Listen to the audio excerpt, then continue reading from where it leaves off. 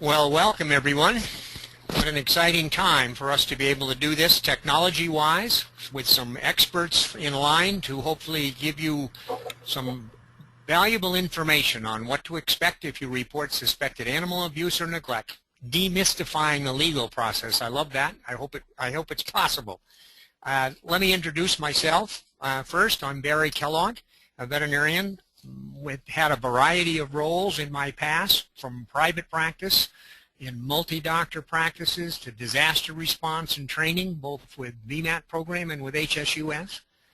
Established a mobile spay-neuter clinic. I've done a bunch of international training in animal welfare with Humane Society International, and I'm currently been brought on as a veterinary advisor, senior vet advisor for Humane Society Veterinary Medical Association.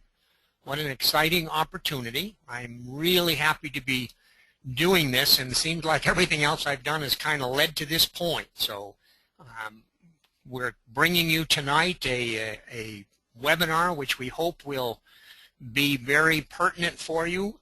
We will be going through a variety of presentations. We're going to do some polling that will be self-explanatory when we get to those questions.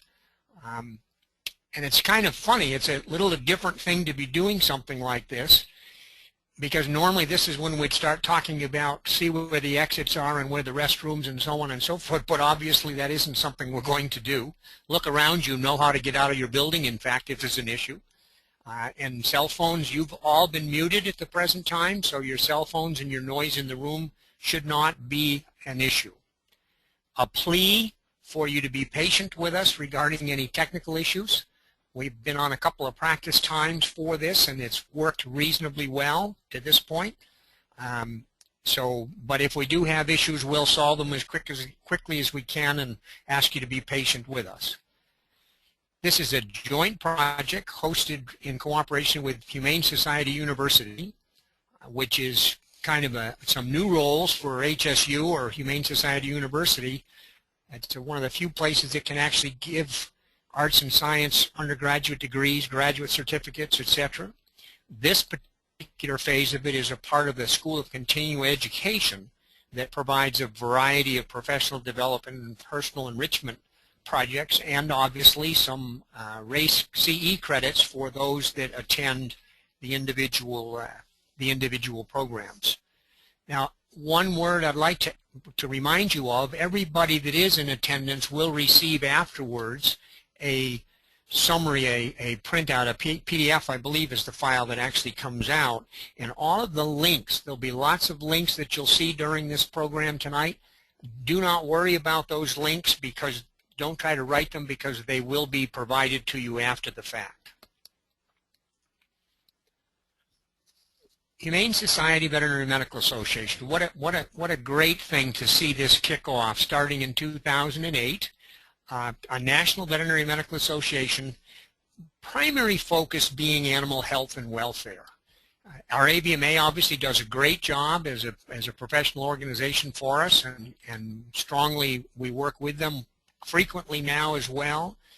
They worry about our welfare. We're fortunate to be able to say our primary focus is animal welfare, animal health and welfare. We are an affiliate of the Humane Society of the United States. Founded originally in 2008. HSUS, as I'm sure you're aware, is one of the largest animal protection organizations in the country, with membership of some 11 million members.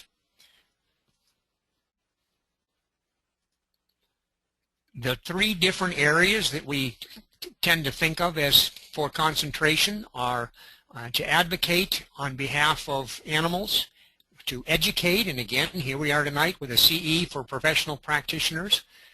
We ideally like to serve both the veterinarian themselves as well as the veterinary technicians. The technicians and the adjunct veterinary professionals provide a tremendous amount in this country in terms of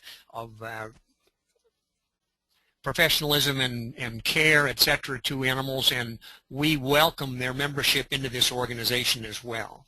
We encourage you all to think about becoming a member if you're not already so.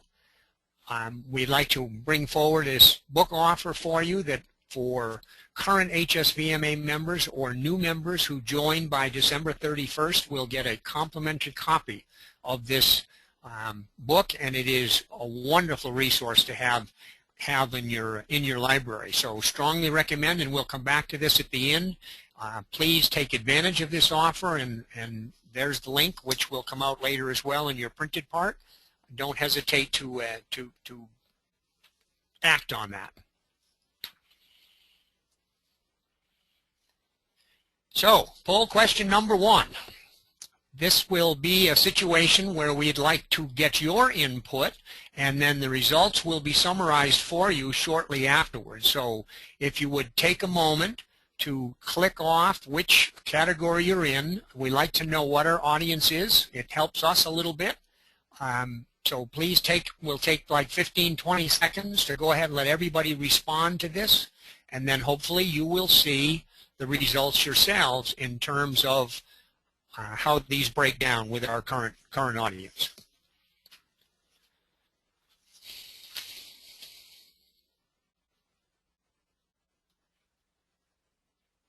Well, I figure we should be doing a countdown to give you plenty of time to do so, but please don't delay or think too long about this. It should be a quick answer, and we'll see what our audience is made up of.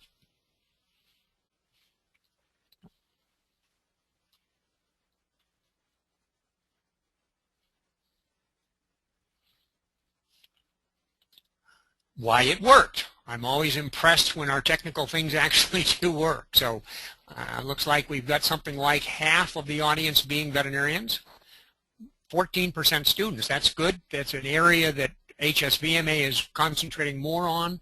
As if you've looked on the website at all, you've seen some of the talks that are available at the veterinary schools. So this is a good area to see.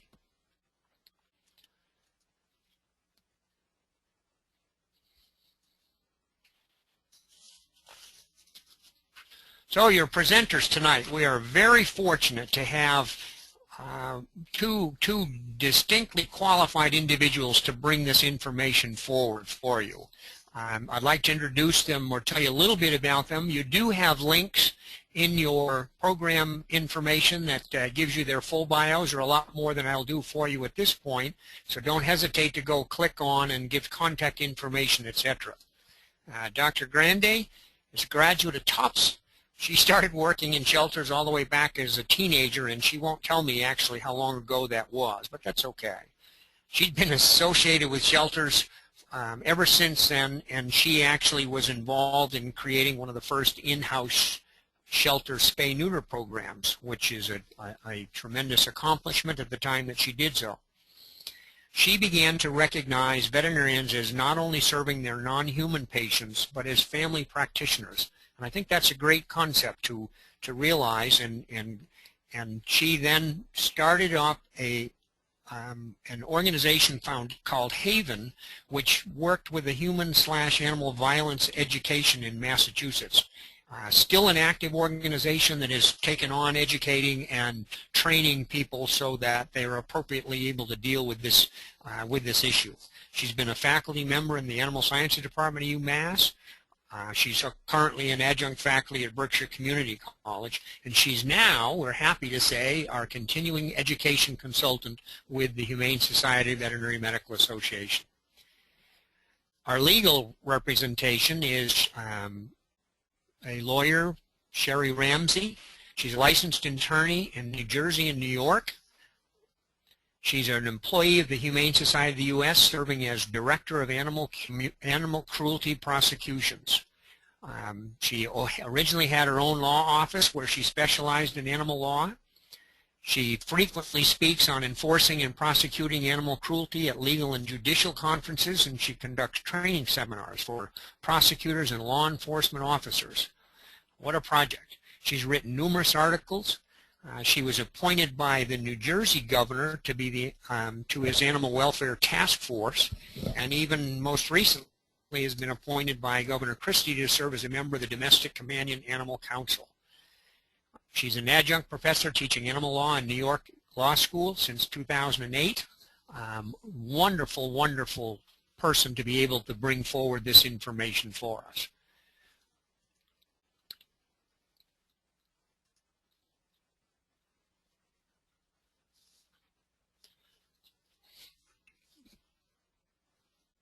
So at this point, I'd like to turn it over to Dr. Grande. Lorna, would you take over from this point as long as we accomplish our mouse control exchange, and she will then from a different location, obviously, than we are. We are all in different parts of the country. So if the technical piece works, Lorna, take it away. Okay, thank you, Barry. Appreciate it.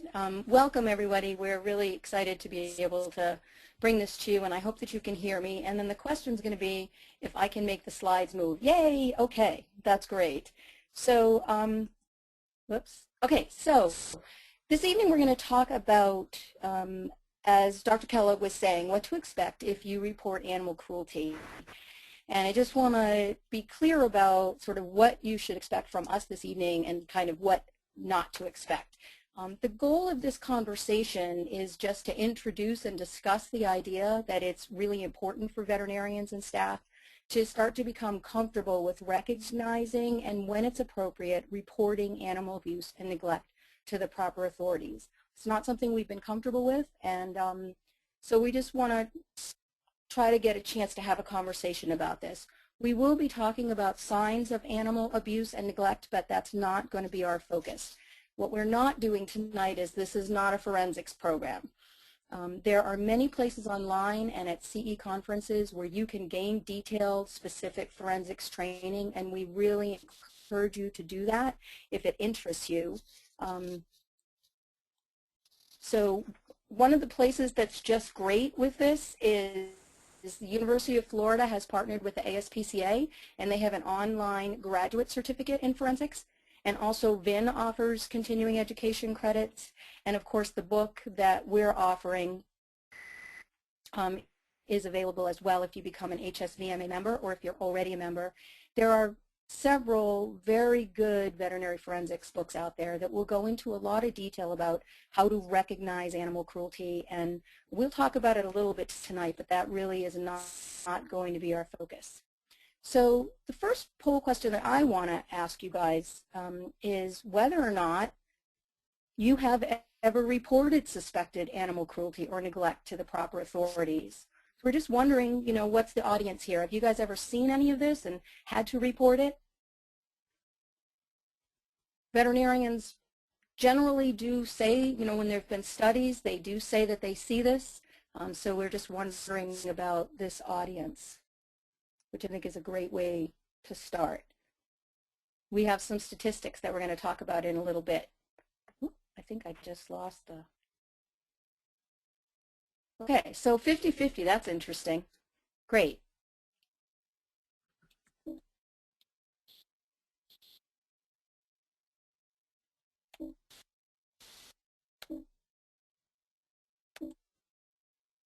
Just trying to see if we can get the slides going and back to where we were.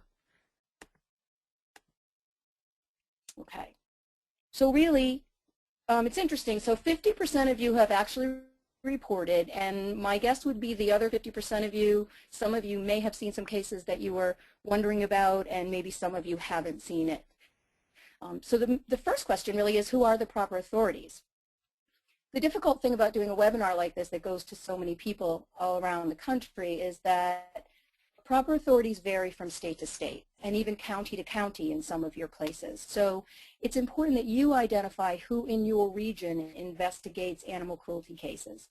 For example, here in Massachusetts, we have the Mass Society for the Prevention of Cruelty to Animals and the Animal Rescue League, who have special state police officers, and they are empowered to investigate animal cruelty. But we also, our police departments can investigate animal cruelty as well. So in many places around the country, you will also have organizations and agencies that do this, maybe animal control.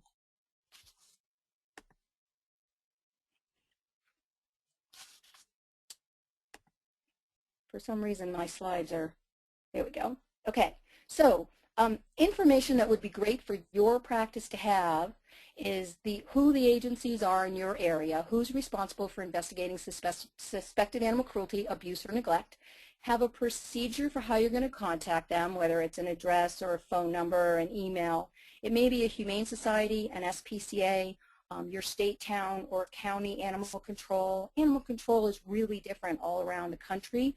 In my experience, in some states, animal control really is proactive and investigates animal cruelty cases, and in other places they don't. And then whether you're law enforcement or police officers, sheriffs. So if you anticipate that someday you may end up seeing some case that you're going to be uncomfortable with and you may need to get some advice and talk to someone, you might want to have a protocol in place. You know, it's best to be prepared. And so having a protocol in place is really important. And it allows staff and associates to know who to speak to in the practice.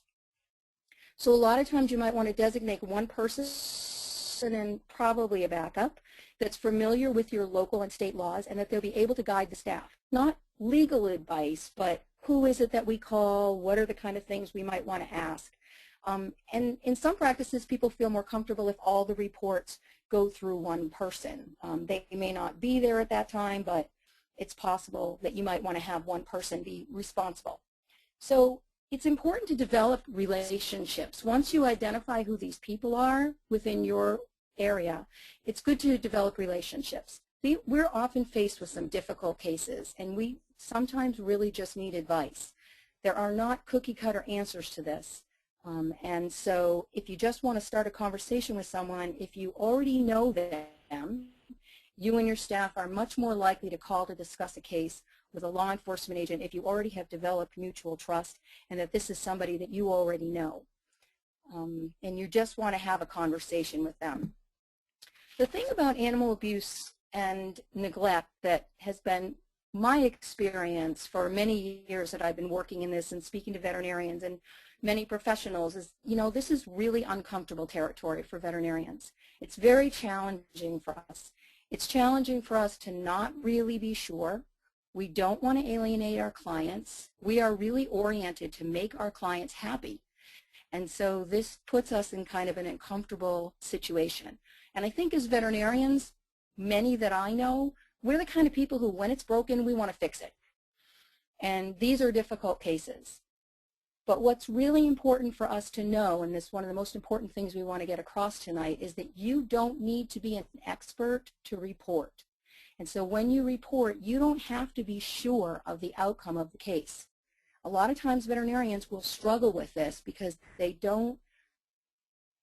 just don't understand that they don't need to know all of the answers in order to report. We're not law enforcement, we're not prosecutors, we're not social workers, we're not judges, and we're not the jury. We're the animal health professionals who know when we see something that doesn't seem right. So the other thing to know, which is really, I think, from my perspective, a relief and assurance, is that most cases are never prosecuted, and that education is the priority and also the goal of humane law enforcement agencies, and that of the cases that are prosecuted, the overwhelming majority of those never even go to court. And Sherry's going to talk about some of the things like stipulation of facts and the different reasons why cases might get to court or not. So I hope that that can ease your mind a little bit. There are a lot of other options than you having to go to court. It may happen sometimes.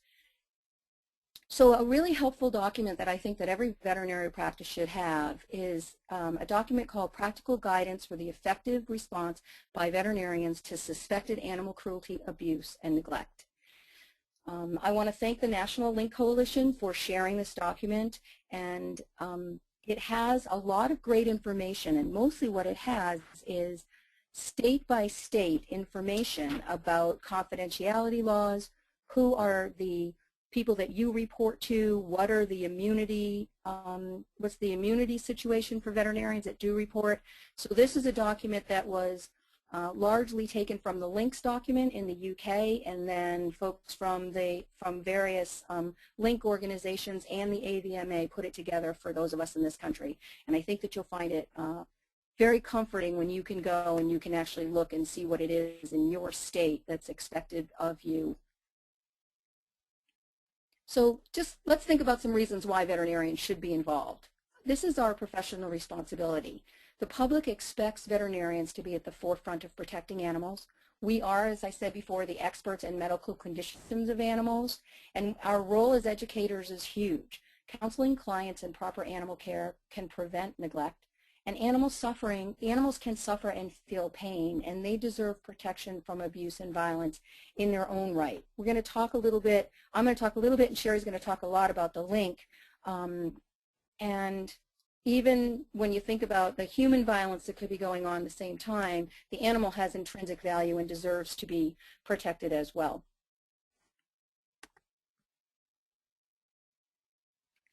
Okay, now my slides aren't moving. Sorry, guys. Okay, so it's our ethical responsibility. The HSVMA and AHA are very clear about their positions that veterinarians should be reporting animal cruelty, and you can go and you can read these positions. We are encouraged by our professional organizations, our state organizations, to report animal cruelty.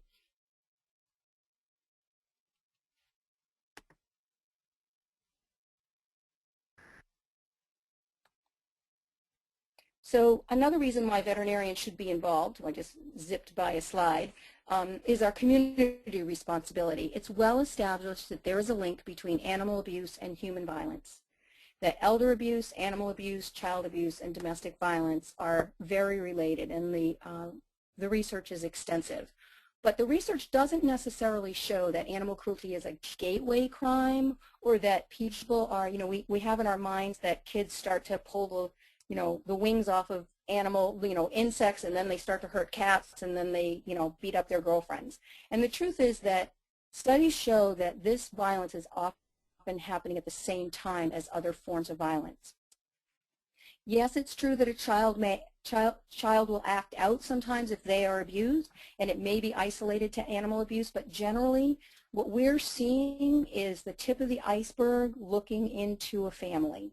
And a lot of times it's the only form of violence that's going to be seen by outsiders. That everything else, kids know not to talk about child abuse, but a lot of times people don't realize, they don't keep the animal abuse quite a secret. So we may be really important in this. Pets generally don't go to school, they don't go to daycare centers, they don't have a lot of other professionals who are going to see them. So we may be it. And that's something to sometimes take seriously. So just in terms of reporting animal cruelty, an example of an immunity law, and there are many of them across this country, and again, the document will show you what it says in your state. But in Massachusetts, a veterinarian that is duly registered, in good faith in the course of a business, suspects animal cruelty, reports it to a police officer or a special state police officer, that they are not liable in a civil or criminal action for reporting such an act. Most states do not require veterinarians to report animal cruelty, although some do, but know that there are a lot of immunity laws. So the question is, do veterinarians see animal cruelty? And the truth is, not if we don't want to.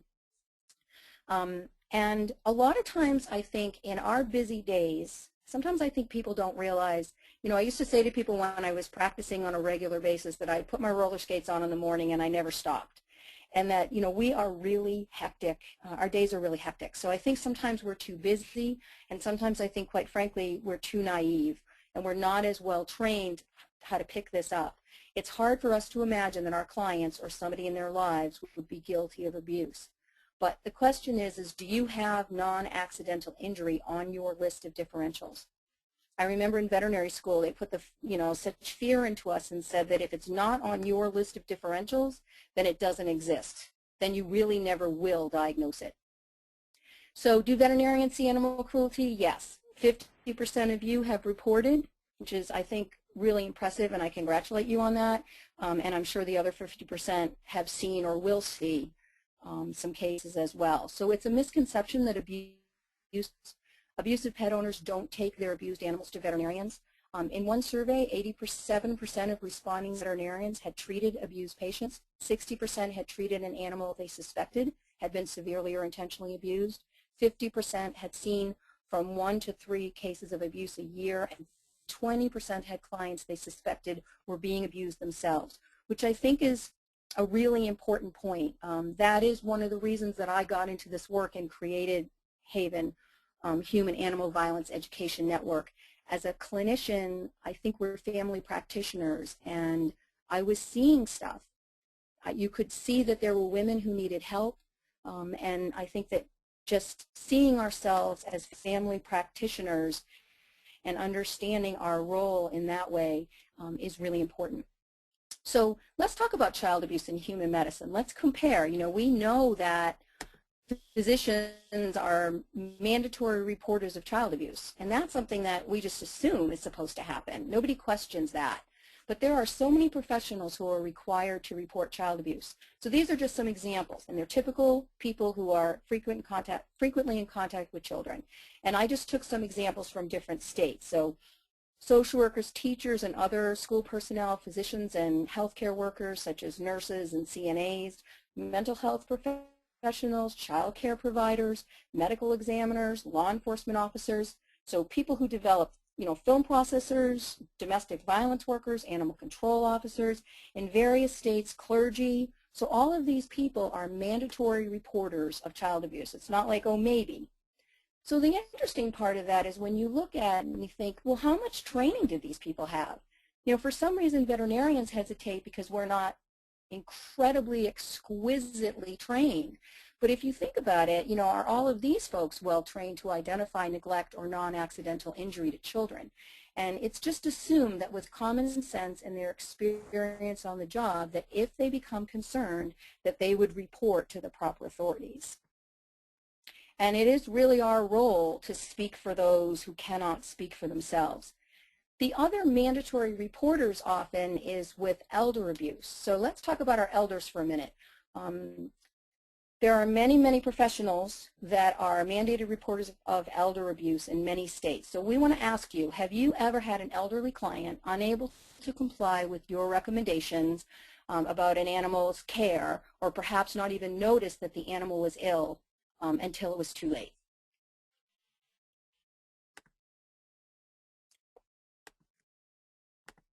So it's interesting. See how many of you, yeah, I'm not surprised because it's so common. I love these polls. I love to hear from you guys. So yeah, so 74% of you say that you've had elderly clients this way, and I certainly have had several myself. And the reason that I'm bringing it up at this point is because I want another one of the numbers that you might really want to have in that list of the SPCA and all those other people is elder services. You'd be really surprised at how much elder services can help your clients. If they are not able to care for their animals, chances are they're not taking as great a care of themselves, and a lot of times elders don't reach out in order to get help. So I would really encourage you to maybe get in touch with your elder service organizations in your area, and you'd be surprised. I had a case once where one of the caseworkers loved animals, and she brought this woman's dog back and forth for visits that it needed. And so I would encourage you to reach out to elder services as well. So let's talk about animal cruelty a little bit. And one of the things that I get frustrated with sometimes is people get stuck on semantics. That terms are often confused, abuse and cruelty are used interchangeably, legal definitions vary from state to state, the definition of animal varies. So Sherry's going to talk about that a little bit. But what I would really ask you to do is try not to get hung up on that, and that I really like to focus on what we do know instead of what we're not sure of. Because many of you are, you know, you're veterinarians or you're graduate veterinary technicians, and or you will be soon, and you know this, and you will be able to recognize these things. So I'm going to go over this quickly because Sherry's going to talk about it a little bit too. Animal cruelty, passive cruelty, so generally referred to as neglect, may be the result of ignorance, unintentional, or maybe deliberate intentional. So active cruelty is different than that. It's physical infliction of pain and or suffering, and it may be done directly, the physical abuse of the animal, or it may be done indirectly. So again, you guys know this, that passive cruelty, neglect, it generally involves lack of water, lack of food, lack of proper shelter, withholding of veterinary care. In some states, it's specifically stated in laws about withholding veterinary care. We're trying to get that in Massachusetts. We don't have that right now. It's the most common type of abuse that veterinarians see, and many neglect cases can be remedied through education. It's not something that people are necessarily going to be prosecuted for, but sometimes they are. I mean, some of these cases are really serious, and I'm sure that, you know, many of you have seen these cases. I certainly have. So the first thing, obviously, you need to do is you need to rule out medical causes. We know that. So make sure that an animal isn't emaciated because of dental disease, or it's heavily parasitized, or it has some sort of GI problem. So that's kind of common sense as far as veterinarians are concerned. But it is important because, you know, you don't want to get caught up in sort of looking at something from the wrong light, through the wrong light. So I'm going to talk about hoarding very briefly. Hoarding is something, as you all well know, deserves a webinar series of its own, and maybe we'll do that sometime in the future. But typically, it's an accumulation of many companion animals without providing them with proper care. People do not recognize the negative effects on themselves or the animals. They often will deny that there's a problem. And some of the most egregious forms of abuse involve widespread suffering over a long period of time, having to do with hoarding cases. And I'm sure you guys have, some of you have probably seen them and maybe worked with hoarding cases. There's a very high rate of recidivism in this, and it really takes a village to work on a hoarding case. Mental health, public health, you know, there's a lot of people that have to be involved. Again, we're not going into this tonight, but one of the references we really want you to have, if you don't already, is the Hoarding of Animals Resource Consortium, which is at Tufts University, and it's great. If you go to this website, and this link will be on your follow-up email, if you go to this website, you'll get a tremendous amount of information, and they have information for veterinarians, for social workers, and it's really great. The reason that I wanted to just mention hoarding to you is, you know, we do need to be, as veterinarians, I think we do need to be aware and be a little bit careful that we're not enabling rescuers who may actually be hoarders, or that cat lady who really may be over the top, but we don't know it because they bring the animals to us.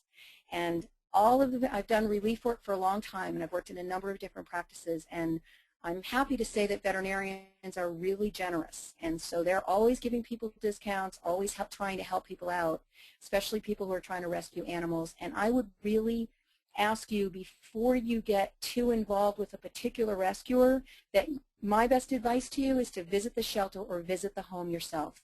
Go and see what's going on, because it may not be a situation that you really want to be enabling.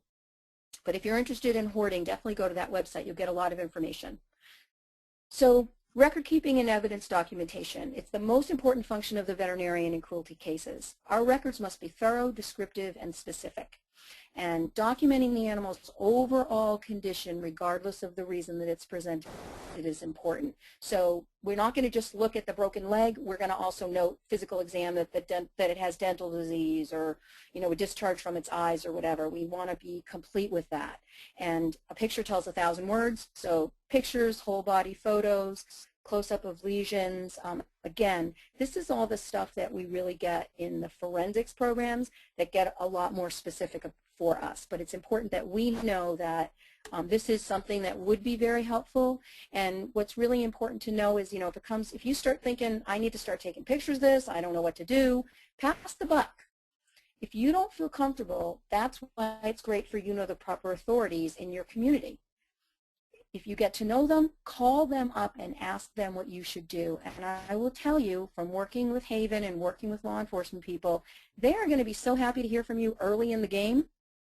So I think that it's important that you know, you should feel free to ask for help. And what I say to people when we do our Haven trainings is, you don't necessarily need to be the animal cop, but you should have the animal cop on speed dial.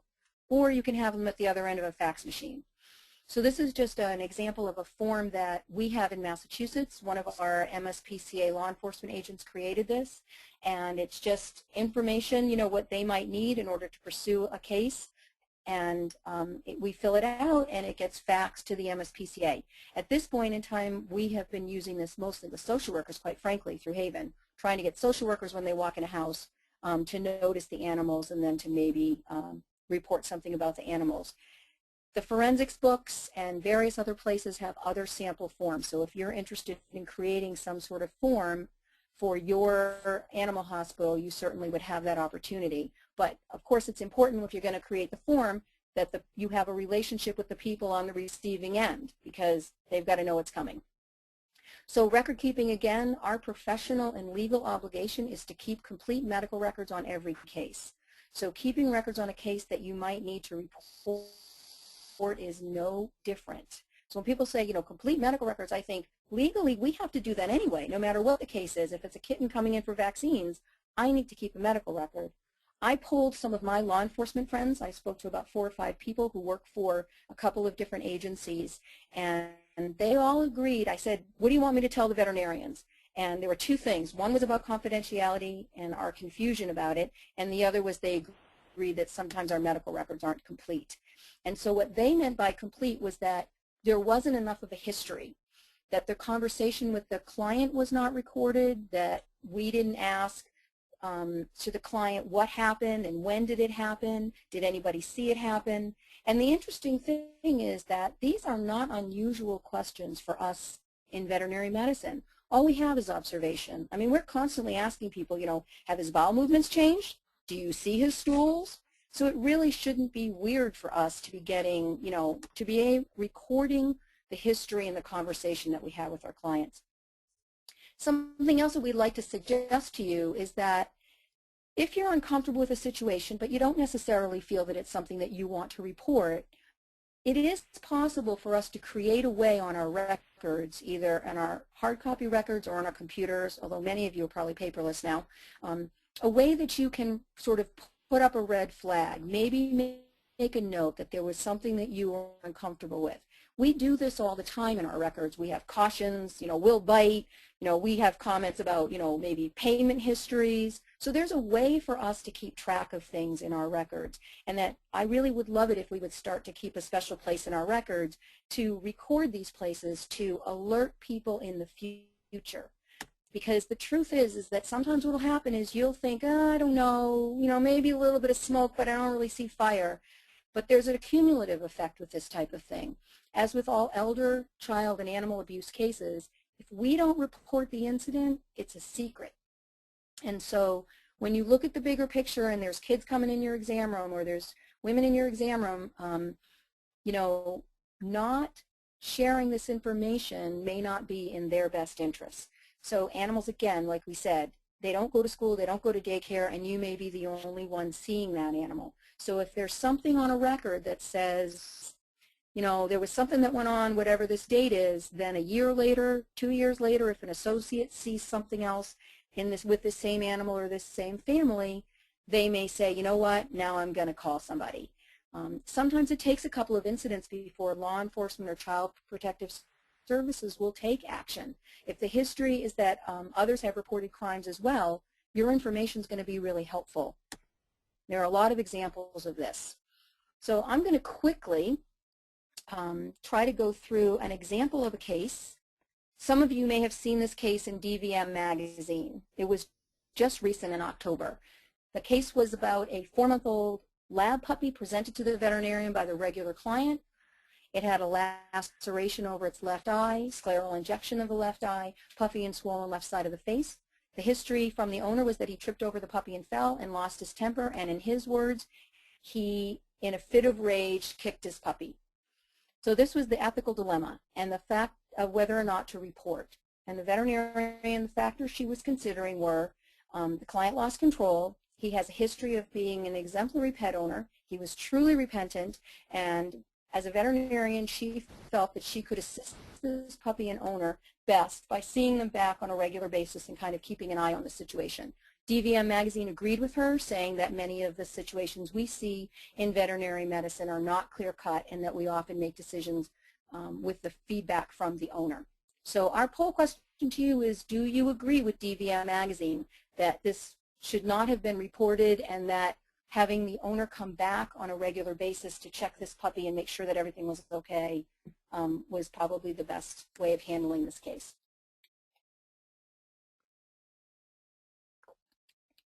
it's a really kind of a tough one. You know, this was a great client from what I read in this article. I don't know how many of you saw it yourselves. So yeah, there's a lot of you who are unsure, and I think that that's fair. But most of you agreed with DVM magazine that that was good for her to, you know, kind of keep an eye, and that 26% of you said no, that wasn't good enough. I think that what's important to remember in all of this, and as I said, I've been learning this stuff from working with domestic violence people and law enforcement folks for the past several years through Haven, is I don't think anybody who's involved in child abuse or domestic violence will tell you that abusers are always repentant. They are always sorry for what they did. Well, I shouldn't say always, but most of the time they're very sorry. And so it's a little bit of a tough case, and I think that I can completely relate to that. So I guess the question would be, what if you were a pediatrician and you were in the emergency room and the same history happened? Child got underfoot, parent kicked the child in the head, in a fit of rage, kicked the child in the head. So I guess the question would be, if you're a pediatrician, do you think that this pediatrician should have reported this incident to Child Protective Services? And obviously pediatricians are mandated, but if they weren't mandated, I guess we could say, yeah, interesting. So the overwhelming majority of you are thinking that we should report the child abuse, but we weren't so sure about the animal abuse. And I think that what's an important thing here is that if we're looking at the bigger picture, these types of abuse are often happening in a household at the same time. So you do need to look at a number of different factors. You can't just say, you know, we're going to pull the trigger and report everybody. But it is important to realize that violence is violence, and that sometimes if somebody's losing control and they're doing that to something so small and helpless, that it's worth paying attention to. So maybe that would be a flag, a record that somebody might flag.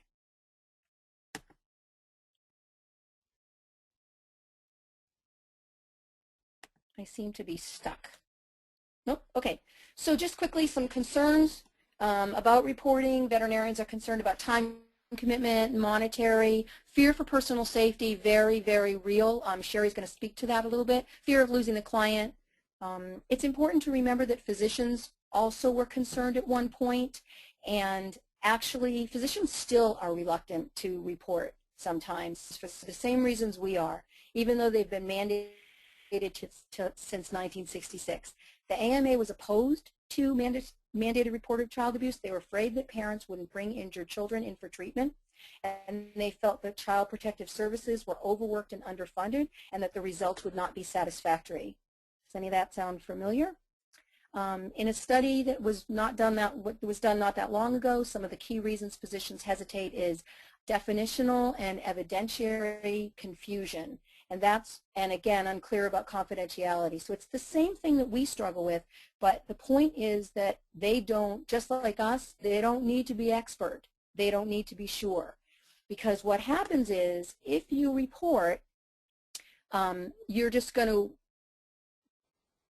to trigger an investigation, and we'll talk about that in a minute. So confidentiality, most of the time, you are allowed to report animal abuse, and you are allowed to share your records.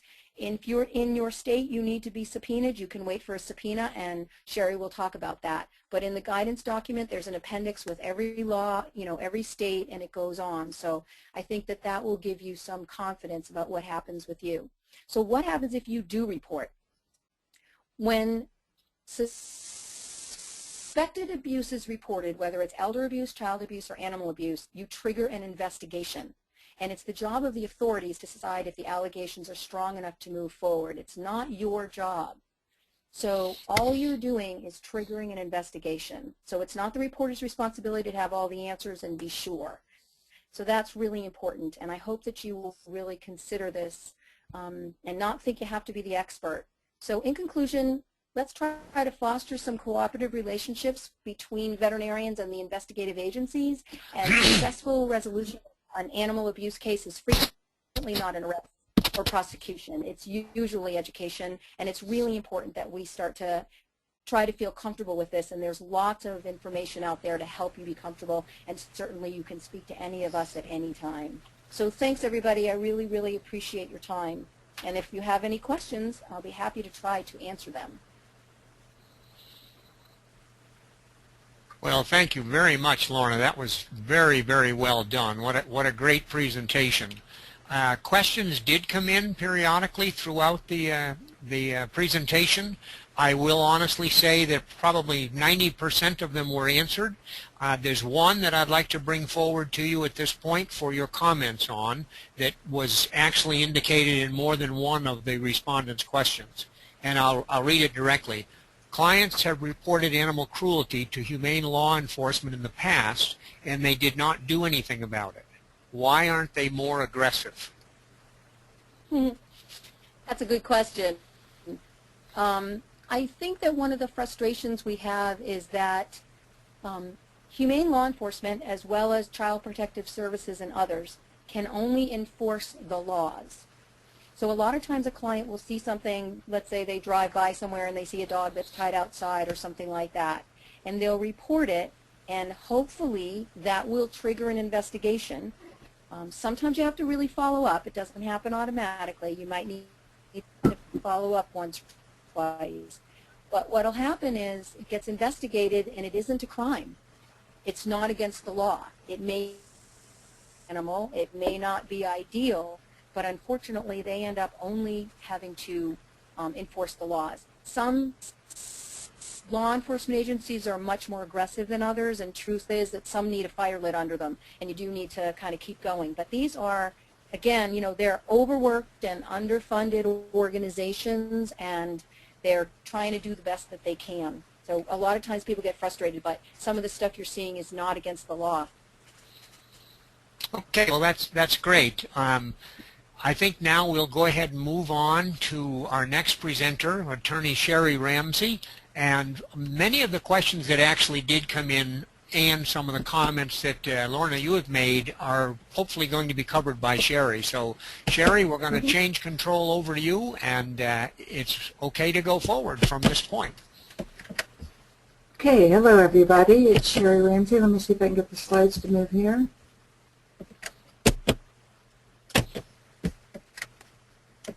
There we go. Oh, no, I'm going the wrong way. There you go.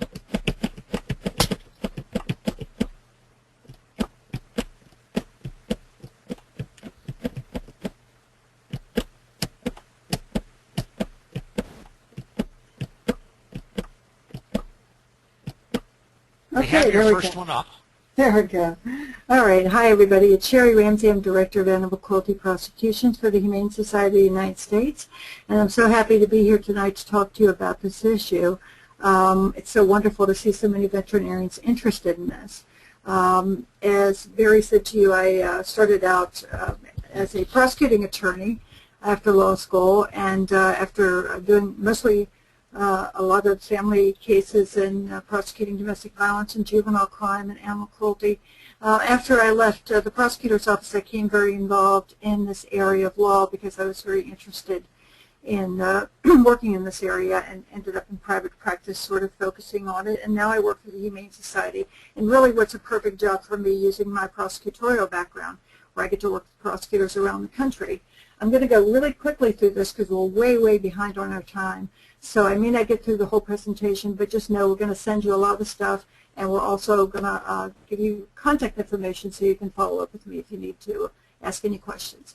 As we talked about before, there are basically two types of animal cruelty that you'll be aware of. One is intentional abuse, and those are typical crimes that you would see, such as animal fighting or just intentional abuse. The picture on the left is a picture that a prosecutor I worked with where a dog had gotten off her chain. She had been chained outside all the time, got away, ran to the neighborhood, and when her owner grabbed her and brought her back, he was so mad he beat her to death with the chain that she had gotten free from. So those are, of course, intentional acts of violence and the types of things that you'll see from that standpoint. The other area that you'll see a great deal, and probably more of cases that you'll deal with, are neglect cases.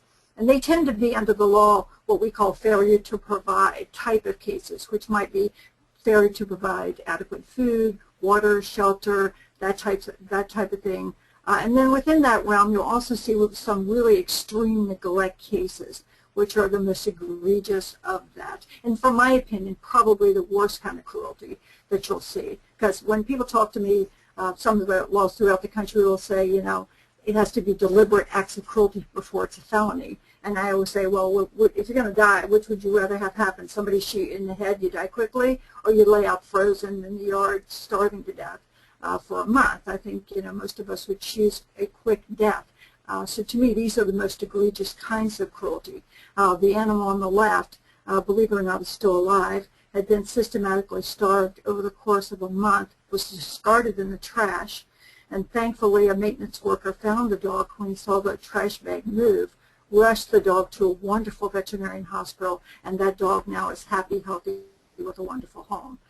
That defendant has been charged with a felony crime with regard to this case. There's also what I like to call an institutionalized neglect, which sort of deals with, you know, the people who sort of make money from animals. On the right, of course, you'll see you know, livestock. So those of you who are large animal vets, I'm sure, deal with livestock animals, and sometimes they may look as though they haven't been treated well. Although the laws are different with regard to livestock animals in most states, in virtually every state they're protected to some degree. So if they are treated inhumanely, these are criminal acts. On the left, this is a puppy mill dog that was left for too long in a cage without any care whatsoever, and as you can see, is horribly overgrown and matted and probably in pretty bad physical condition as a result of this terrible condition. So these are also forms of neglect that you might come across in your practice. I always like to show this is what the little guy looked like after he's all cleaned up. So the big question is, so what can you do to prepare yourself before you're faced with a suspected cruelty situation, and how can you put yourself in the best position to be able to properly handle it? The first thing I tell every group, no matter who I speak to, whether it's prosecutors, whether it's judges, whether it's law enforcement officers, I always say, make sure that you know your state laws, because don't assume anybody else does. Unfortunately, the animal cruelty laws are some of the least known laws in every state, mainly because people don't deal with them as often. In many states, they're in the agriculture code and not even in the penal code, which means prosecutors don't even have them on their desk, and judges don't even have them on their bench. So they're very, very often not familiar with them. And even when they are in the penal code, they still aren't trained. The police aren't trained in the academy on these laws. Prosecutors don't usually understand them. So it's very important just to be familiar with them. You don't have to be an attorney to have a general understanding of what the laws say in your state. And it's a good idea just to have them handy so that you can look at them if you're not sure what your state says on certain areas. And they're pretty similar from state to state with regard to the basic areas of cruelty that exist. And as veterinarians, quite frankly, you'll probably recognize them better than most law enforcement officers will. So just use your skills and your common sense when you're looking at these animals to decide whether you think animal cruelty has been committed in this case. But it also doesn't hurt to be informed. So if you pull up the site I put down below, it's just animallaw.info. It's Michigan State University has this wonderful site. You put it in your state, pulls up all the laws on any kind of animal, any kind of aspect of the cruelty laws, and you can print them out and keep them in your office just so you have a record of what the laws are in your state. Typical state statutes would say something like this. The misdemeanor law would say overdrive, overload, drive when overloaded, overwork, deprive of unnecessary sustenance, that type of thing. And so those kinds of laws are sort of meant to be applied to, you know, the typical neglect type of thing or the typical overworking of animals. And when you look at the overdrive, overload section, that part of it actually is from some of the original laws that were on the books around the country when the cruelty statutes were first enacted, and they're still on the books. They've never been changed. New York was the first state to actually have cruelty laws when Henry Berg at the SPCA pushed for them in 1866, and those were the original sort of language that existed. As you could probably guess, the reason is because what he was most concerned of with regard to cruelty was the horses in New York that were being overloaded and overdriven and mistreated. So he was particularly concerned about those types of laws. Also, the inflict unnecessary cruelty is sort of a general law that can apply in a number of different cases. Felony law will typically say things like intentionally torment, torture, those types of things, and they are usually more intentional. They have to be intentional or malicious, whereas misdemeanor tend to be, it doesn't matter whether you meant to do it or not, those types of laws. So those are the kind of things that you'll deal with. Most states cover all animals to some degree, but some will only cover certain animals to a greater degree. Also, be aware that some require have vet care as I mean, if I can show you that again in a second. Okay. Yeah, some states require reasonable vet care in that first provision under the misdemeanor law. So it might actually say, you know, deprive of necessary sustenance, and then it might say require reasonable vet care. So some states do that as well. To know for sure when animals are covered in your cruelty laws, you might want to check the definition of an animal as well in your state code. So New York, for example, has a definition that says every living animal except a human being. Colorado has a definition that says any living dumb creature, including a service animal. Interesting that they say including a service animal, but I guess maybe they don't consider them as dumb as the other animals. I'm not sure. But Illinois has a definition that says every living creature, domestic or wild. You'll also notice as you go through these laws that sometimes there are also some definitions within various states for companion animals. So that also will give you greater protection in some of these states for dogs and cats over other animals. Some states treat them equally, some don't. Okay, so the first thing I would say to you is definitely be prepared. You want to know who enforces the cruelty laws in your states. As Lorna pointed out, police are required in most states to enforce all laws. Virtually every state has a provision that says that within the penal code. Many states use animal control officers. For example, Virginia uses animal control officers to enforce the cruelty laws. Some states empower SPCA officers and give them express law enforcement authorities. They can get warrants, they can carry weapons, that type of thing. New York has that sort of law. Some states use Humane Society officers and sort of empower them with certain authority, maybe not as much as police officer.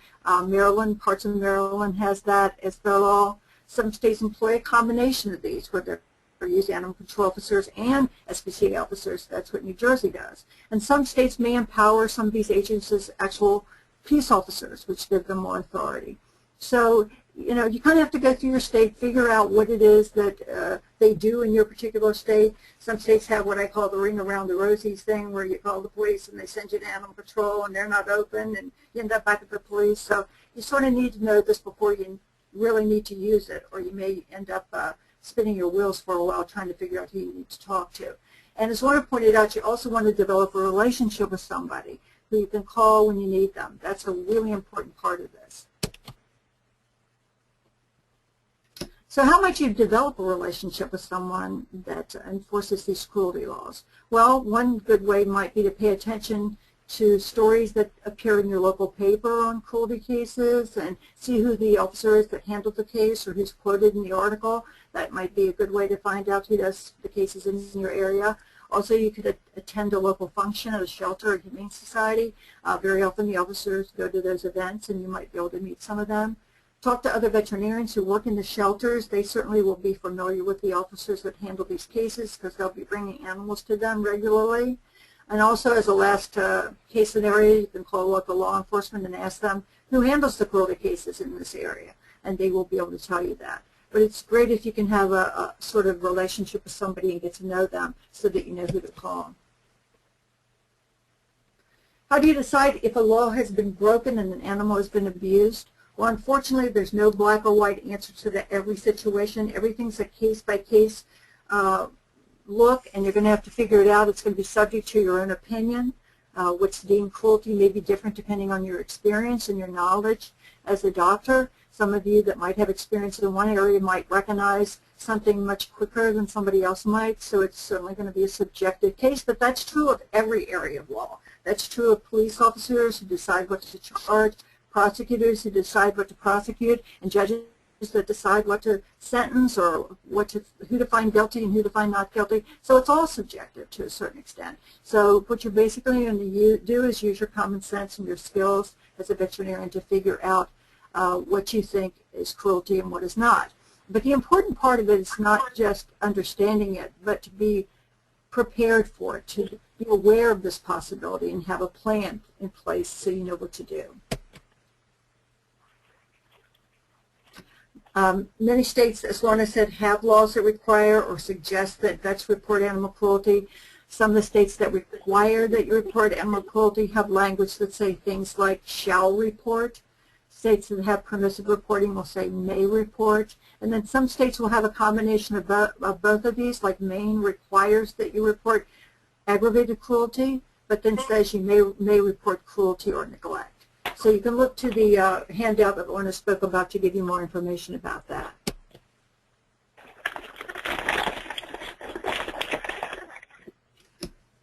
Some states also have additional protection for veterinarians under the immunity part. We talked about that before. There's a chart on page 28 of the handout that you're going to get that will go through all the states. You can also further reduce your exposure by maintaining your liability insurance, just like lawyers do and everybody else does. That can certainly help you in these situations. And be aware that everybody's subject to some liability, whether you're prosecutors, a town, or a police officer. I was sued as a prosecutor one time. It happens, to everybody. Certainly you could be sued for not reporting. When people ask me, can somebody sue me for this? I say somebody can sue you for anything. So just be aware that no matter what you do, you're always subject to some liability, but you can certainly do things to try to limit that.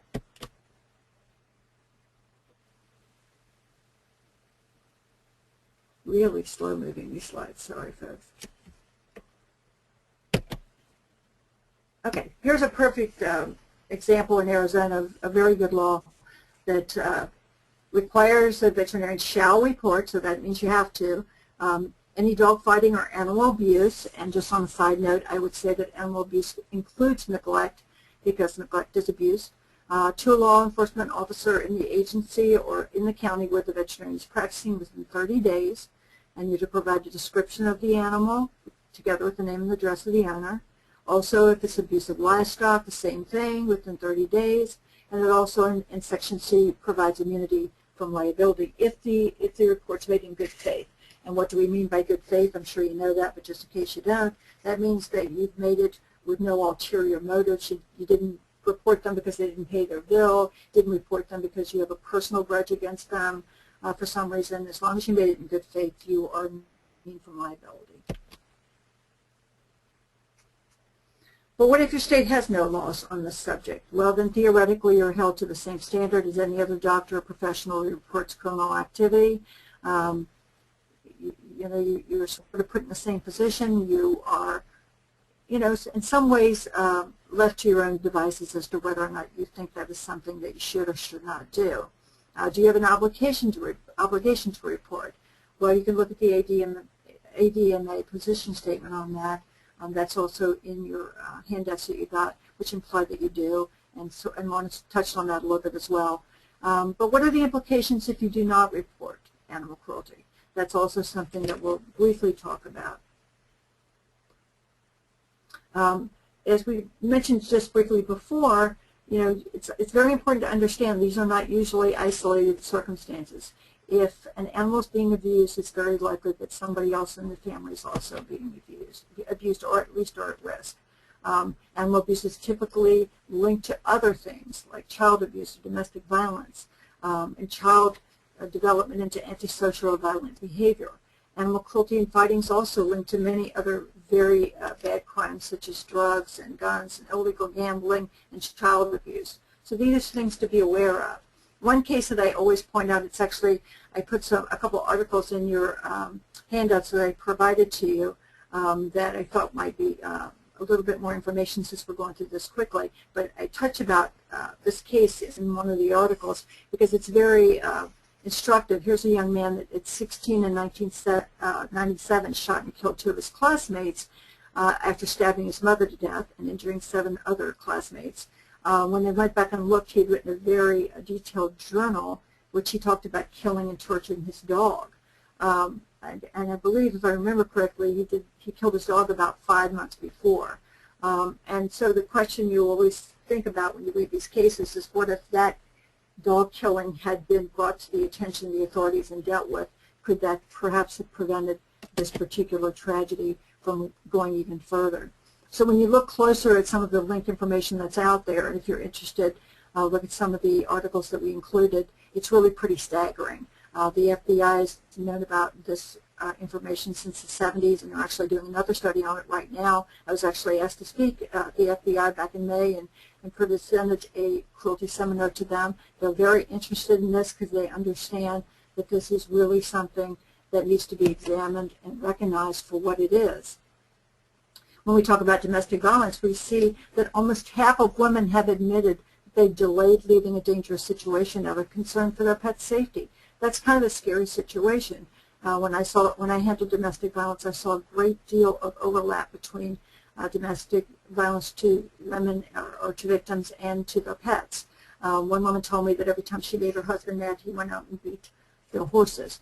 One woman told me that she was told she had to watch as her husband dug a hole and put their dog in it and shot the dog in front of her, as if to say, this is what will happen to you. So these are cases that are very common. And when you look at them, it becomes very, very clear that they're related. And so if one's happening, the other's happening.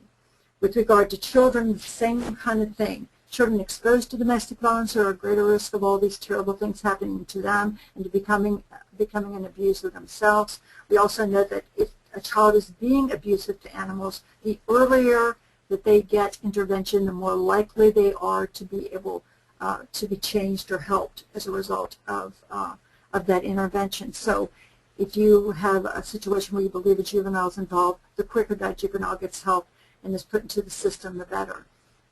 Some people believe it's a dress rehearsal, like the case we talked about before, so all these cases have to be taken seriously.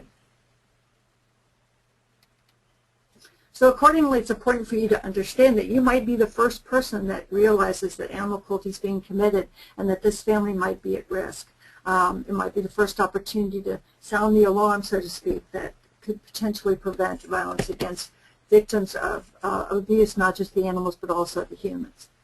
So what's the first thing you want to do if you suspect cruelty? Well, you want to fully document your findings. Take photographs if possible. Check on any statements made by that person about what happened and the care of the animal or the lack of care that was provided. Don't be afraid to ask questions. Get as much information as you can. If you know that there's a dog or cat you haven't seen for a long time, ask them about that animal and put it into your notes if they have some explanation that doesn't make sense. Pay attention to the condition of that human that's in your office. You might see something that gives you an alert to something going on that might be important for you to understand in order to help them. In the practical guidance handout that we have been referring to, it points out that maintaining comprehensive medical records, including health assessments, medical history, statements made, observed behaviors, detailed descriptions of injuries, an opinion, and that's really important, your opinion as to what you saw and what you think it means with regard to the injuries, should be noted in your report. All the results from your tests and your procedures that you do, all the things that you've been put into the report also may reduce exposure to liability.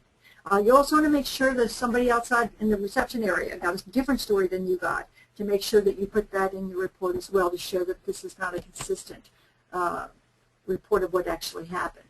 Look for the red flags. Sometimes there might be a history of a high turnover of pets in the household, similar types of injuries, lots of broken ribs, dog keeps falling down the stairs, all kinds of things that make your antenna go up that something's going on. So you're going to ask, are these reasonable? Are they consistent?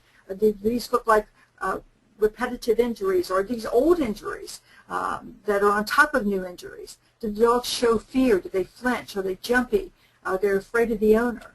All kinds of things that you would want to note in your report to cover these types of situations. And also consider, do specific exams based on the suspected crime you believe may have been committed. So let's give an example here. You think somebody that's coming to your office has been fighting their dog. You believe this is a dog fight. that's happened, and now somebody's brought the dog to the vet because the dog's very badly hurt.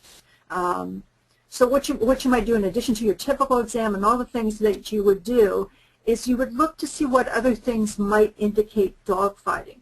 So in a dog fighting case, usually teeth are fractured in various parts. And I don't mean recently fractured, I mean old fractures. So the defendant might tell you, or the person bringing your client may tell you that this dog just got into a fight with the neighbor dog, but it's just a one-time thing.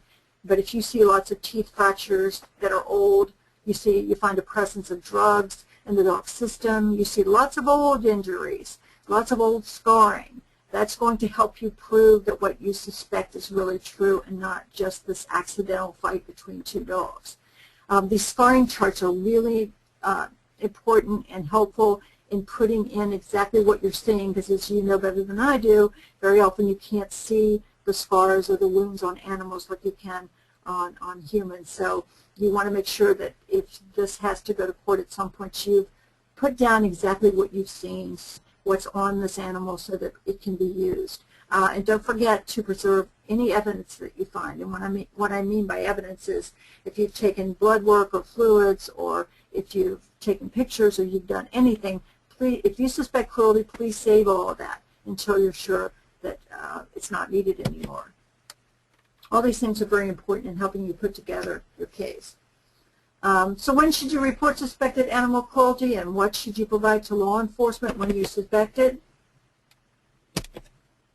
As soon as you seriously suspect animal abuse or neglect, you should go through all the processes that we've all previously mentioned here and contact your law enforcement officer as soon as possible.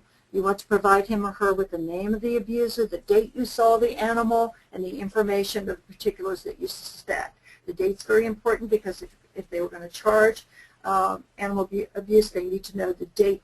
They need to have some idea of the date that the incident occurred. So all those things are very important for you to put into your report and to give to the officer. You might want to keep that form that want to refer to in your office. I would also just say that anything also that you are going to give the officer, you want to make sure that information is in your report. You don't want to give them something different than is in the report, because if you do, that could create a problem later. Also, think in terms of knowing that, you know, this is just a lawyer talking here, but anything you put in writing is going to at some point be turned over if this case goes forward. So be aware of what you're writing in your report. Don't put in secondary guesses that you don't really believe are true, like, well, I guess it, you know, he said it could have been this, I guess theoretically it could have been this, unless you really think it's true, because that's going to be used against you if this goes to court. So be careful what you put down. Be aware of what's going to happen with it once you write it down. Basic information that you want to provide to law enforcement is the client's name and address, the date, as I said before, what you found and what your conclusions are. Not just what you found, not here's a wound and here's what it looked like, but what, in your expert opinion, does that mean? What do you think this animal has suffered from? Any pertinent history on this client or other animals that they've had. And at this point, you know, I don't think you need to turn over any of your reports or records, even if they want you to do that. If you feel uncomfortable doing that, I don't think you have to do that. I think you could tell them that they can always subpoena any of your records once they launch an official investigation. So if you want to hold on to your records for a while, I think you can do that. But just remember that you have to provide them with enough information for them to investigate and charge this crime. And that means they have to have enough to go on. So you have to give them as much information as you can at the beginning, so that there's reasonable suspicion for them to look into this case. In some cases, and I'm almost hesitant to tell you this, but I just want to make sure you're aware of it, if it's a really, really seriously dangerous case where you're worried for your safety, you could also ask to be held as a confidential informant or giving an anonymous tip, that type of thing. Law officers don't like to do that. You don't like to have, prosecutors don't like to do that because there are very specific requirements and rules, and it's much more likely for it to the case to be not nearly as strong if you're a confidential informant or an anonymous tipster. But if you are in a situation in, let's say, organized dogfighting ring where you're really seriously concerned for your well-being or your staff's, that is something that you can consider as well. So what can you expect of you report suspected cruelty? Well, don't assume it's going to be vigorously investigated. In some cases it will be because you have great people working in these jobs, but in some places you don't. So you may have to follow up. If you don't hear back, if you're concerned that somebody's not doing their job, don't hesitate to call them back and find out why somebody is not investigating this case. And if you feel like they're not doing their job, then you start up the chain of command. You go to their boss and their boss and their boss until you get to somebody who's willing to listen to you. Very often, in some places, there are people that just don't want to do their jobs, and that's true in any area. But don't be afraid to push if you have to push. Once you have provided tip to the officer, he or she will hopefully open an investigation. They'll go out and question the parties and other potential witnesses like neighbors or family members. And this kind of investigation might lead to other information or admissions. You know, the old story that, you know, don't underestimate how stupid defendants are. Well, they very often will tell you exactly what they did, or other members of the family might tell you, or there might be something that's completely enough in and of itself to prove the case, so they might not even need you after all. So once you give them that information, maybe they won't even have to come back to you. Also, the case may plead out, in which case they won't need you, but the case also may go to trial, and if it does, that's when they will contact you again to talk to you. But it's also really important to note that a very small percentage of cases actually go to trial. In an article that was written in Northwestern University in 2009, it was noted that probably less than 5% of criminal cases actually go to trial. A lot of them plead out, a lot of them might go to some sort of diversionary program, or some of them might be dismissed. So all in all, you've got a very small chance that the case is going to go to trial. But part of the reason that that case is not going to go to trial is because it's a strong case, and that means that's because of you being on that witness list. I know for a fact, having been a prosecutor, that sometimes the reason my case would plead out, especially animal cases, is if I had a strong expert witness on that list that they knew was going to be able to describe exactly what happened. And they didn't want to have to risk it, so they would plead the case out. But if it does go to trial, you'll be listed on the witness list. Remember that the prosecutor's file will be available to the defense as part of discovery again, so anything you write down will be turned over to them. I used to tell people sometimes they start to hand me something, I'd say, don't give it to me unless you know what you give it me, because I don't want to turn it over to defense unless it's something that you want me to have as part of the record. If the case does not plead out, you'll eventually receive a subpoena from the prosecutor detailing when you need to appear in court. Feel free to contact that prosecutor with any scheduling conflicts that you have. You know, say I do surgeries on Tuesdays and Thursdays and I'm really not available, or say, you know, I really need for you to keep me out of court as much as you can because I'm only one person in this practice, I can't be in court. And if they will understand that, they will work with you as much as they can. Ask them to only call you, to tell them to put you on call and call you in the morning if they need you, and you can come over at a certain time. They're pretty agreeable. I never, ever try to waste time of my expert witnesses in cases, and I tried to make sure that I didn't bring them in unless I absolutely needed them. Some prosecutors have even found ways, if you're testifying, for example, in a very limited area of law, say, for example, you're just going to testify that that dog had broken ribs, there may be a stipulation to that. Once you're on they know that you're willing to come in, the defense will just stipulate to it because they'd rather you not be in court. They're afraid you might say something that's going to hurt even worse. So they may just agree to let that be stipulated, which means you wouldn't have to come to court. Or they might even let you call in if it's a very limited area that there's going to be testimony on, to do it via telephone. All those things are the things that the prosecutor will have to work out in advance, so you may want to discuss it with them prior to the opening of the case. Remember, the cases often plead out on the day of the trial because defense attorneys are often waiting to see if they can get a better deal, and when they realize they're not, they come to you at the ninth hour and say, we decided we want to plead guilty. So you can ask the prosecutor if it's okay if they call you in the morning and tell you if they really need you that day. Prosecutors are usually pretty agreeable and are willing to work with you as long as you're willing to work with them. Other considerations, remember again that your client could also be a victim. You may have a juvenile client as well, and as we pointed out before, you might have somebody who's just not aware of a way to get help that just can't care for animals because of their age or condition. So there is no clear-cut answer about these kinds of situations. Obviously, because of what we learned about juvenile crime, I think those need to be handled as quickly and severely as possible. But if you're dealing with a little old lady that just doesn't have the money to pay for her animals, that may be a situation where even though there may be a minor case of cruelty involved, you may decide to reach out to local humane society to see if they can just help that person as opposed to actually reporting them as somebody who's committed a crime. And again, because of all the things we've talked about before, look at the materials. If you're more interested in that, you'll see more information about it. But there are lots of reasons that you need to be aware of what's going on with the human victim as well as your animal victim. So why are veterinarians so important in proving animal cruelty? Well, you're the experts in these cases. Sometimes the case cannot proceed without you. You may be the reason that we can prove that it's an accident. It's not an accident. It was intentional. Or it's not just some disease. It's neglect.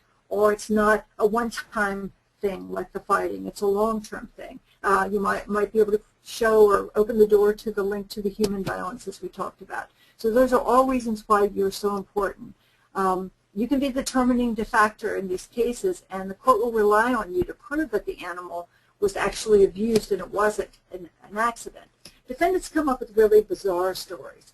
They will come up with these crazy things that happen, and unfortunately, because the prosecution is the one that has to prove beyond a reasonable doubt that this cruelty occurred in this way, under these circumstances, on this particular date, all the things that we have to prove as prosecutors, we're really stuck at a disadvantage when a defendant gets on the stand and talks about something that deals with an animal and says something that we can't disprove. And the main reason we can't disprove it many times is a very easy thing I think you can all guess, and that is our victims cannot take the stand. The dog can't get on the stand and say, no, he kicked me down the stairs. I didn't fall, he kicked me down the stairs. So that's why we need a veterinarian to be able to help us rule out some of the stories that these defendants will tell us. They can dispute that the animal came to me in this condition. An example might be that the dog had broken ribs or a broken leg, and the defendant says, oh no, I got him a few months ago, he's always limped. And you look at him and you say, no, this is a new break, this happened recently, that couldn't be true. Or this dog had a disease and that's why he doesn't eat. And you rule out any disease so that you can testify that this dog is in good health. And the way you might be able to do that is by taking the pictures, especially after pictures. So if you are taking care of this animal for a period of time and you're helping treat this animal, the after pictures will be able to prove, because again, our animal can't testify, that this is not something that is what the defendant claims it is. So in a case like this where you pick up a dog who's obviously undernourished and has medical conditions, the defendant might take the stand and say to them, well, you know what, this dog's always been really, really skinny, and just recently he stopped eating, and my husband's cousin's mother is a vet, and she said she thought he might have cancer, but the kids love him, and we just wanted to try to keep him around as long as we could, but we know we're going to have to put him to sleep when he, if he gets any worse, but, we put food out every day, and he just doesn't eat it. But if you've got that after picture to show what that dog looks like after the fact, then that whole defense goes down the drain. And the court can see very clearly that the defendant is lying. And that, together with your testimony that there's nothing wrong with the dog, would be the way we could end that case very quickly. Also, some laws in various states require a vet's determination on certain things that we do as lawyers in these cases. And that's why we have to sometimes have relationships with veterinarians that we can call upon. An example would be this California law that requires, within this law that talks about proper care and attention, it says if the veterinarian determines the animal shall be hospitalized and treated, those types of things. That's not uncommon in a lot of states, that the veterinarian is considered the expert in the law. So that's why we need you in so many areas of these cases to make sure that you can be the person that we call. Again, this law also at the end takes away liability for providing those services. So depending on your state law, you also may be needed to prove pain or suffering because, again, our victim cannot testify. So if you look at a state like Kentucky, Their felony law says a person is guilty of torture of a dog or cat when he or she, without legal justification, intentionally tortures a domestic dog or cat. Okay, that seems real simple, except what's torture mean? So you look back at the beginning, it says torture means intentional infliction or subjection to extreme physical pain or injury. Now, our victim can't take the stand and say this is extreme physical pain. So our veterinarian has to say, take the stand and have the prosecutor say, would the dog have suffered pain as a result of this injury? Where the vet says, yes, he would have suffered extreme pain as a result of this injury. So that's why this is so important and why we need you in court so many times to help us resolve these cases. In case you are asked to testify, you should try to speak to a prosecutor prior to the trial to go over what they're going to ask you. Prosecutors are so busy, sometimes they don't have time to call you, but feel free to call them if you know you're going to testify. Familiarize yourself with the file before you go to court. And remember that you're acting as an expert witness in these cases. And an expert witness just means that you know more than a normal person knows on this subject, which you obviously do. So you're the one that's going to explain to the court what's going on. Your job is to simply answer the questions truthfully and never be afraid to say, I just don't know, if you don't know the answer to the question.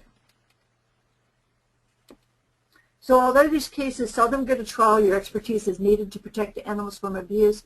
In reporting these cases, educating clients, and offering to help clients in all these cases where there might be abuse of either just the animal or the family member and the animal. And they're all important aspects of these cases that very often are coordinated together. The Humane Society Veterinary Medical Association is also producing a state-by-state list of veterinarians able to help in cruelty cases, and also as expert witnesses. So if you're kind of really interested in this area, please go to the survey that I put here, and it'll be in your handout things that we send you as well. And you can sign up to be on that list so that if we have cases around the country where we need expert witnesses or veterinarians to maybe respond in cases, that we can give you a call and see if you're interested in responding. I just want to say, feel free to contact me if I can ever be of any more service to you. I'm not by any means giving you legal advice today. I'm just giving you general information about some of these subjects, but I'm happy to follow up with you if you need any other information. So I know I went through this really, really quickly, but this will give you some information. That's my website, humanesociety.org/justice. If you work with prosecutors or you happen to know of any good prosecutors that would like to be involved, please put them in touch with me, and I'll be happy to sign them up to my prosecutor Google group where we work on cruelty cases together. And that's my email address below so that you can contact me if you have any follow-up questions. And I think we made it just in the nick of time.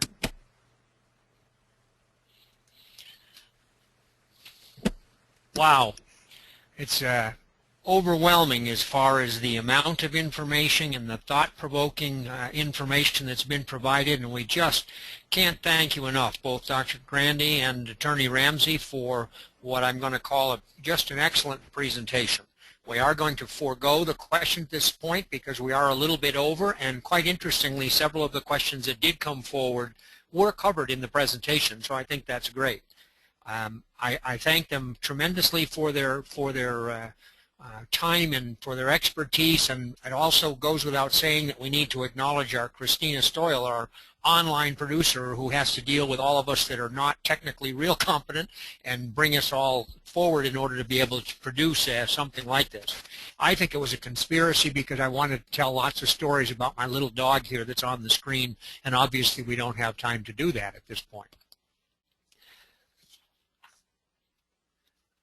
There's going to be a handout coming forward, and all these links will be in there, so we can dispense with this slide very quickly.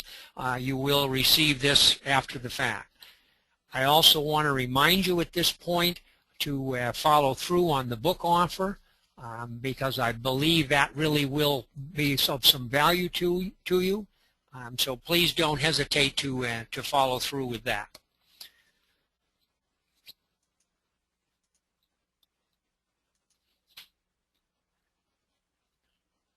Then the next webinar coming forward is publicized here, and I think we're a little bit over on time, but don't be afraid to check in with the HSVMA website periodically to keep track of what's going on and what webinars are coming up. I know that Lorna Grandi has a great schedule coming up in the future. So thank you everybody for attending, and I think at this point we will sign off.